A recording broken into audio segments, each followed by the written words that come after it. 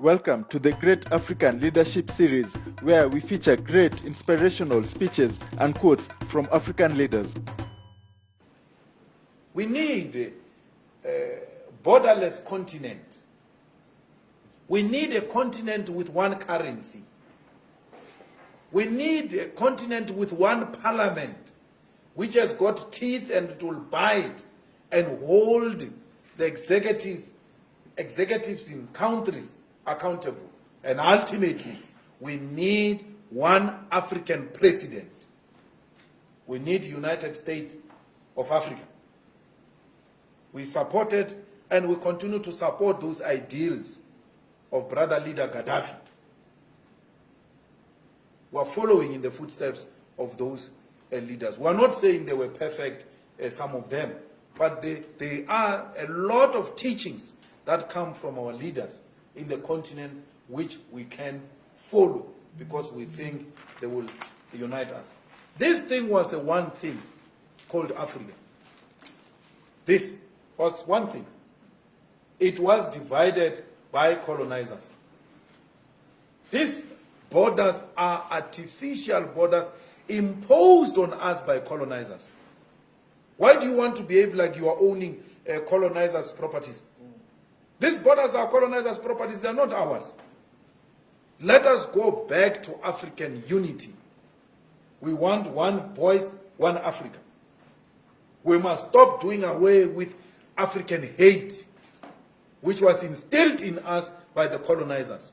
When you say, hey, there are too many Zimbabweans here, there are too many Nigerians here, hey, you are doing the work of the devil, which is to divide Africans. Be angry with Nigerians and South Africans for doing crimes, the same, Zimbabweans, the same way you are with South Africans who commit crimes. They must be treated the same. It must not be because it's a Nigerian, it's a more crime. If a Nigerian kills a person, that killing is twice. As if the murder by South African is lesser than a Nigerian murder. It's wrong. Crime is crime. Let's deal with it as crime. When it is a white person in South Africa, undocumented, he's called an investor. Not only a white person, including Indians and Chinese. These Guptas didn't have proper papers yet. These Guptas didn't have proper papers. No one dared called them Kwerekweres. No one. But if it was my African brothers, we're going to be called Kwerekweres because they don't have papers. Self-hate. It must come to an end. If it means making the EFF lose votes for that, let it lose votes. Lose votes on principle. Not on political expediency of wanting to appeal. This country belongs to Africans in the same way Nigeria belongs to South Africans. Nigeria is South Africa, South Africa is Nigeria. We are Zimbabweans. We need to do away with this nonsensical idea that was imposed on us by colonizers, by Theresa May ancestors, that we must dislike each other. We must do away with that. Theresa May is coming here to make sure that we continue to hate each other. Look at what we are doing now. We are reclaiming our land in South Africa, saying our people must get the land inspired by our brothers in Zimbabwe. Namibia is following. Let the whole of African continent follow and reclaim our land. That's how we are going to gain our independence. And through the ownership of the continental land, we shall then have a true one South Africa. We are unable to unite because we are divided along colonial lines, Francophones and Anglophones. We need to do away with that. We need to love our African brothers in America when they are being slaughtered, in London when they are being slaughtered. They need to know that we love them here in South Africa. They remain our brothers.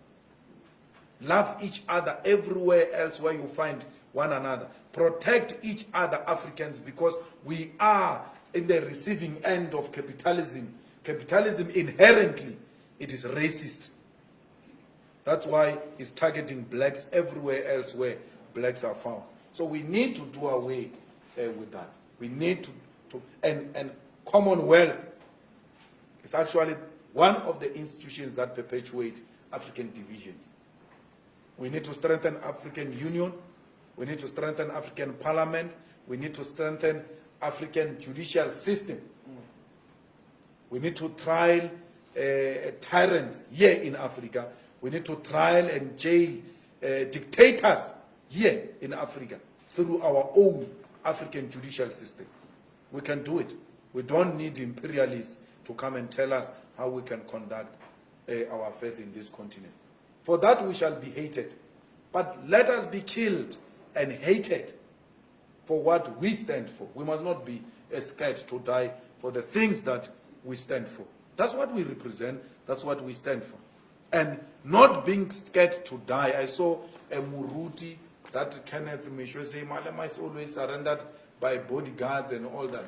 Not being scared to die doesn't mean you must live a reckless life. Because any leader that lives a reckless life and doesn't protect himself, that leader will compromise the revolution. We need to protect our leadership. But if death comes, Malema must not ask for forgiveness. Malema must tell them, kill me, dog. That's what you are here to do. Kill me. Kill me for what I represent. Those should be the last words when you die as a revolutionary. Die with your boots on. Die not apologizing, because the enemy one day will tell the story of your life and they will say these were the last words. The last words of a revolutionary must inspire generations to come to continue the fight for a total economic emancipation of the African continent. Thank you very much. And share this video with friends and family to support the channel.